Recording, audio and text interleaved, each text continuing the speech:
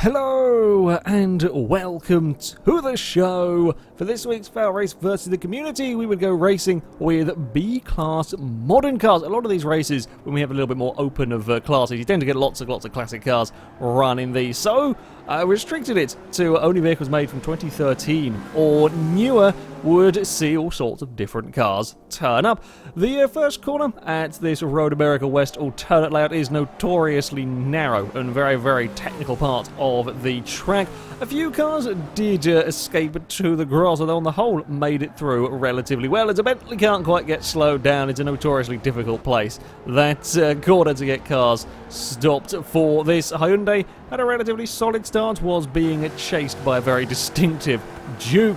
At the front of the field, it was a BMW M4 that was leading the way. However, he was quickly being chased down by an unlikely rival. Yes, that is a rally fighter going for a dive at the inside into the first corner. The BMW fends him off to begin with, but runs wide out of the second turn. The rally fighter will draw alongside and simply outdrag the BMW. An impressive amount of straight line speed going on in that rally fighter as he would find himself up into the lead.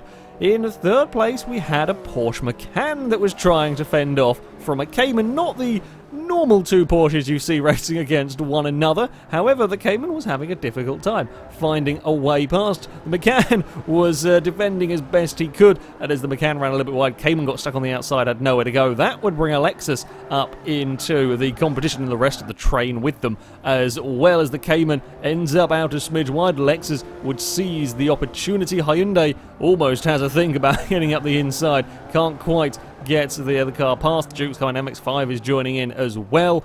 Now, I had started well down the order. I think I had started in the back row. Had a lot of cars to overtake. Some vehicles, like this MX-5, that had been bopped around at the start, had dropped down the order and were also making their way up the field. The MX-5 with some fantastic acceleration of the second corner there, out-dragging the Golf and the Subaru Impreza. In fact, relatively easily out-dragging the pair of them as he would shoot up towards this very busy and very crowded midfield group. I had caught the group relatively quickly, in fact, in my Macan. It was a very good car. However, I was having difficulties getting past. The problem was the Macan was very good through the corners. I actually had a lot of grip and was carrying a lot of corner speed. However, because of the immense weight, I was struggling with acceleration. As soon as we got onto any form of straight, cars would go blasting away from me. So I couldn't make the most of my vehicle's strengths through these corners. I just couldn't find ways past, and then I'd lose all of the time on the straight. It was a little bit on the infuriating side, as I was trying all sorts of different lines coming into the first corner. I was trying to go around the outside of the Hyundai. Again, I wasn't close enough, though, to really ever make that move stick down there. And as we leave the second corner, the MX-5 had caught up, and there was nothing I could do about it, as the Mazda just had far too much straight line speed or acceleration to fly past my Macan. But at least I was having cars to race around with. Further back, there was an almighty tussle going on. This was outside the top 10 as the Mustang tries to get to the inside of the BRZ. Can't quite make that move stick, and even if he keeps it alongside, he's got a very long way to go around the next corner. The end thinks better of that, ducks back into line. Now the IDX is looking for a way into this fight. It is the Nissan's turn to try the long way around. If you can keep it there, if you can hold it alongside, you'll get to the inside for the hairpin, but the Mustang's got the speed, he's got the acceleration to get away, cover the inside. The Nissan wiggling around a little bit as he tries to put the power down, and this is all helping the BRZ. It helps the Subaru run away, gives him a few corners worth of a breather when the Mustang and the Nissan are busy fighting each other, and the Nissan is all over the back of the Ford, much like I was finding in my battles. The Nissan had the corner speed, it had a lot of corner speed, but just couldn't find a way past the Mustang because of the Mustang's acceleration. The BRZ is very wide through the second turn. The Mustang will spy an opportunity to throw the car up the inside, and the Impreza, very much struggling for straight line speed, gets swamped by cars either side as the Mustang and Subaru, surprisingly similarly matched in terms of straight line speed between those two vehicles, would soar either side. The Golf was now being brought into this fight as well. BRZ got caught on the inside and was a little slow through that turn.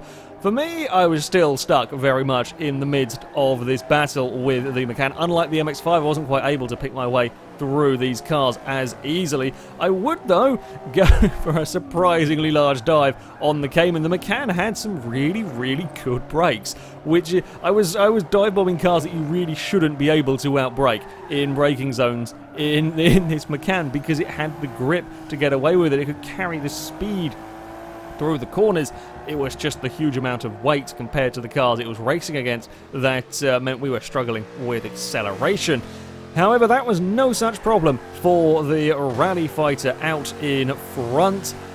Nobody really challenged it. Having got to the lead, it would pull away, while second and third were, admittedly, second and third hadn't had the greatest of races. They'd been sort of stuck in traffic for a while, but yeah, an impressive victory for the Rally Fighter. My Macan was fighting until the very end. Having dispatched the Cayman, I just could not find a way past the Hyundai. The Hyundai had just too much speed. For me, I tried getting to the inside at the hairpin, couldn't make it work. The last ditch effort was around this very, very long final corner, and I can carry so much more speed than the Hyundai. I tried to dive to the inside, but get a bit on the grass. I don't have the grip quite to get away with that one. I would have to, in the end, settle for, I think it was about 9th place.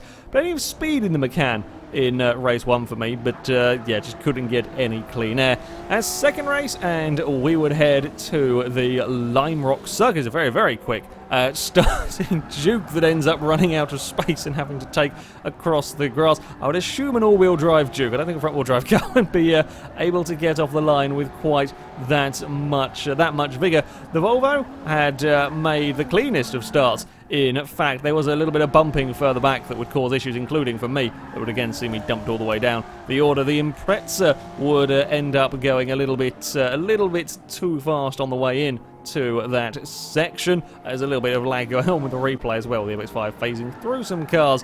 The field further back was as hectic as you can imagine. Lime Rock isn't the easiest of tracks to try and find ways past. A lot of the corners are medium speed with little in the way of braking. This BMW tried to drive to the inside of a Chevy, couldn't quite make it work, got very sideways. However, in the end, the Chevy would dive into the pits. As for this race, everybody was required to make one pit stop. A few cars choosing to dive in relatively early on.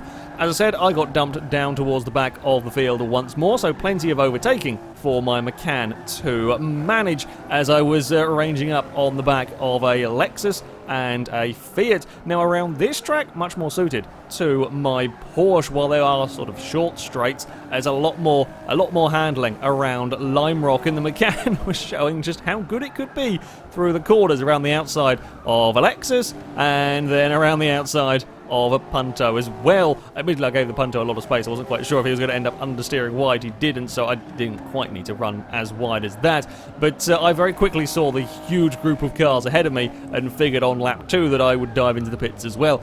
Get the pit stop out of the way and then come out in clean air and run around with nobody to fight with. At least that was the idea, because this was the group that I had spied ahead of me, as the GT86 here is trying to find a way past 2 BMWs, with both of the BMWs trying to find a way past a Rolls-Royce. The Rolls-Royce not very good through the corners, but had a lot of straight line speed. The BMWs were busy fighting. The Toyota gets a mega run through that final corner and would move up a position, with the blue BMW thinking that is enough and dives into the pits as we all run down towards the first corner. It's always, the tricky decision as to what you do with a pit stop. Do you dive in early? But if too many cars dive in early, you're all going to end up out on track together and you're going to be wasting each other's time as well. But if you stay stuck out in traffic when you could pit in and get away, then that can also cost you time. In the end, the BMW and Toyota would make short work of the Rolls once they got into the twisty section there, both of them managing to go around the outside of the big roller. The Nissan Duke was fighting its way through the field with the BMW.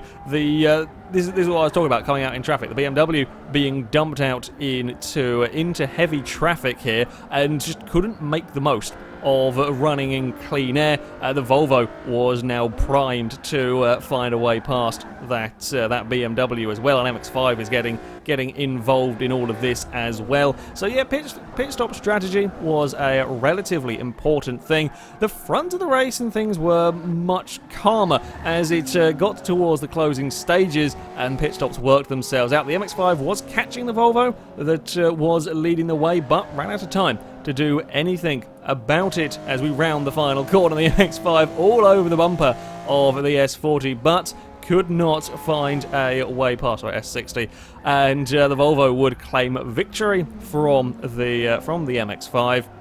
I would be unfortunate. I had issues with a curb at one point and then got bumped off later on. Dumped me down the order, however, was determined to make up as many positions as I could on the final lap. Again, going around the outside of a different Punto, and as we came towards the final corner, the Impreza ahead of me goes very defensive, so I think bugger it is all the way around the outside of a very, very fast final corner, with the Macan 2 places in almost as many corners for my Porsche. Made for an exciting final lap, although, again, the Macan was very, very quick here, and with a little bit more luck, I think I could have challenged the top 3, but that's just the way it goes sometimes when it comes to racing. Our final race would head to the Sonoma Short Circuit, a much better starting place for me for once as we run into these first couple of corners. The car we're riding on board with just brushing the tyre bundle on the inside. Amazingly gets away with the tyre bundles around that sort of section. Very, very dangerous.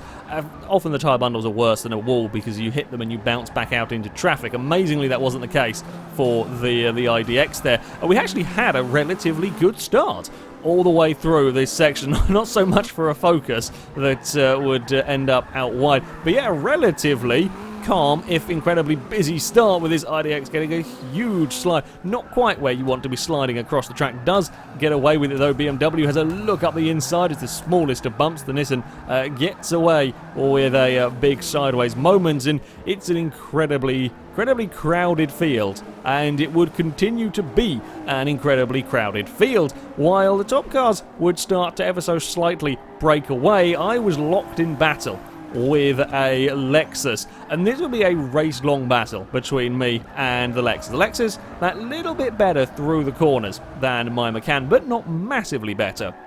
While the Porsche, a little bit faster on the acceleration front, a little bit quicker in a straight line.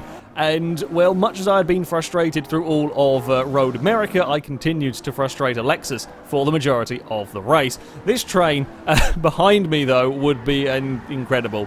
Really, it'd be an absolutely ridiculous group of cars all fighting for position, and Sonoma is not an easy track to try and find ways past. Again, much like Lime Rock, a lot of medium speed corners. The Golf and BMW would end up getting together. That would all end in tears at one of the fastest corners on the track, and that is why you don't necessarily want to be going too wide at that part of the track. Another Golf can't get slowed down into the final hairpin. The BMW would try and make up positions, but as everybody sort of crisscrosses and everyone sorts themselves out for that exit of the hairpin, it's the MX-5 that would come off the best at the front, and IDX and M4 are busy jostling for position. The MX-5 is still on the outside of the BMW, will eventually become the inside as we run through the next part of this opening section, although the MX-5 a little bit slow through there, gives the BMW an opportunity, and there's a Golf very, very close attendance right behind, and IDX is still going very sideways up ahead, and in fact is on the grass a little bit, as is the BMW,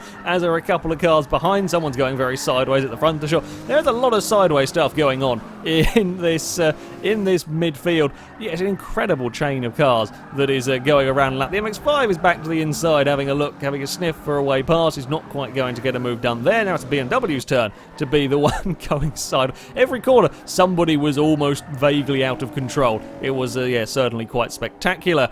The Lexus and Subaru BRZ had actually slowed each other down quite considerably in their battles. That had allowed me and the yellow Lexus to catch up and join in, although just a momentary running wide from my Macan would cause me some issues as I get thrown all out of position, and it's a very, very sideways Porsche. Yeah, even I was getting in on the action of very, very sideways cars. Not intentional that much, but I got away with it, kept it under control. Unfortunately, an MX-5 that had been starting to catch would see an opportunity, go to the outside, and once again, much like I'd had at Road America, just too much acceleration on the little Mazda, and that would breeze past me on the run out of the hairpin. However, having said that, the Lexus would then run wide a lap later, stuck back looking at the arse of the Macan. The BRZ would slow the MX-5 down. However, things would not go so well for the Porsche. I'd had trouble with curbs all day and running a tiny bit wide, and I just couldn't save the car. Once it started bobbling across the curbs, there was nothing I could do. You could see the trade of cars were still busy fighting 3 and 4 wide. The Lexus had nowhere to go. It was so close to the back of the Porsche, you just can't avoid that one. Although both of us came away with absolutely no damage, it was just a huge stack of time lost. Again, it was one of those days, things just did not quite go so well for what was a relatively fast Macan. This group did eventually start to spread out a little bit. It started to spread out. It wasn't just sort of a 9-car battle for position the entire race, although it did still remain very, very crowded with these two MX-5s and Golf fighting for position. And IDX goes for another bit of an Explorer. BMW is yet again going sideways in the foreground.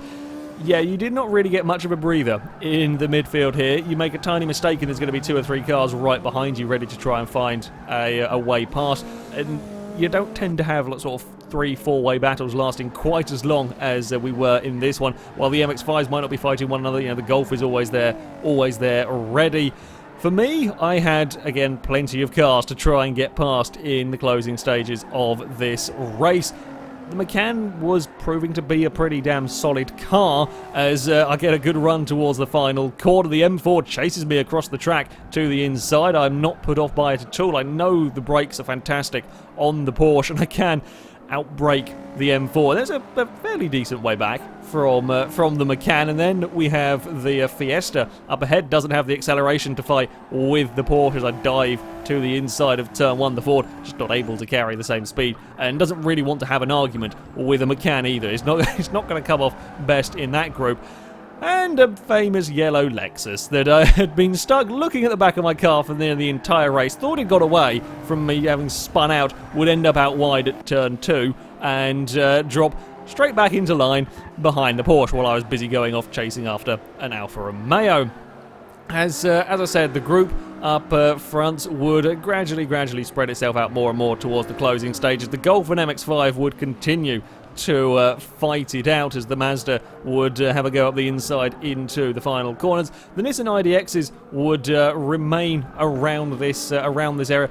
I've never managed to build a good IDX, but yeah, they were managing to do relatively okay. At the front, well, it was the Rally Fighter that had led for the entire race until on the final lap, some weird lag would see the vehicle off the track. So victory would go to the MX-5, but should really have gone to the Rally Fighter in all honesty, with a Lexus coming home in 3rd place. These guys relatively far away from the rest of the field, but you saw the size of the chain that was going on further back, so perhaps not too surprising that nobody could really do much about catching up to them. My race would continue defending from the yellow Lexus right until the dying lap. He was continuing trying any which way to get past around the outside of the final hairpin. He gave it a go and did actually hold it very, very well around the outside. Would keep it too wide around the final corner. In the end, the Macan just had that little bit too much straight line speed, and I would take the position a fair way down the order. However, did have a very, very good race. Yeah, not my greatest of sessions, really, with my Porsche. It was actually a very good car. I wanted to drive something a little bit different, perhaps a little bit sillier than the sensible cars I tend to race, or have raced of late, and the Macan turned out to be a really rather good car. Unfortunately, through a combination of a little bit of bad luck here, the odd mistake from me, and just generally getting stuck in traffic, didn't have the best of results. Lap time-wise, it was pretty close to some of the faster cars, especially at the twistier circuits, but yeah, unfortunate for the Porsche, but I would surprisingly recommend it as a rather decent car to go racing with. That is, however, going to be it for this week's Versus the Community. The next one is going to be on Thursday, the 2nd of February. We're going to Forza Horizon 3, going to be playing some playground games using A-Class cars. if you want to take part in that, then you can go to our forums. There'll be a link in the description. Find the FailRace versus the community section, and you can sign up in there. But that's going to be it from me. Thank you very much for watching, and until next time, goodbye.